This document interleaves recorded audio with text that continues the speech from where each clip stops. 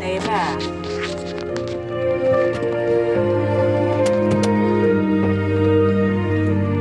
2008 szilveszter éjszakája, munka után anyámnál futottunk össze. A nyakadba haraptam halkan, finoman. Te pezsgővel feleltél, nevettél boldogan. Első pillantás volt elég hajnalkor. A szívem hazaérkezett, ahogy rám néztél.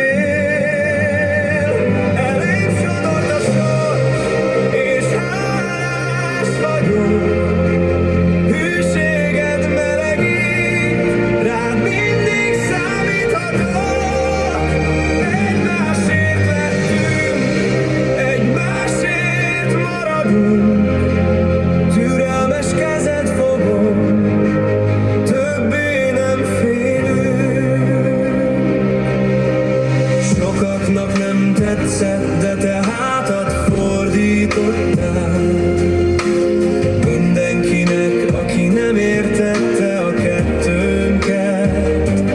Barbinál az északi körúton vártál rám, s a zöldnyik nyakban indultunk el a világba.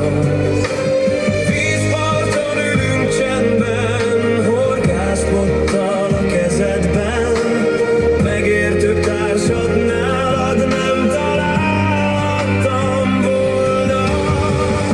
Elém sodort a sors, és hálás vagyok. Hűséged melegít, rád mindig számíthatok. Egymásért lettünk, egymásért maradunk. Türelmes kezed fogom, többé nem félünk.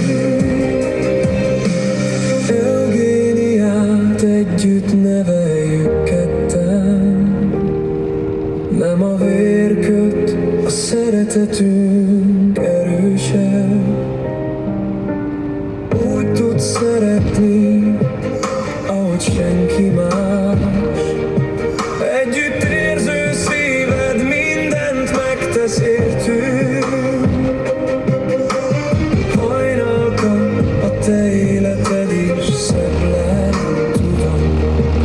Köszönöm, hogy a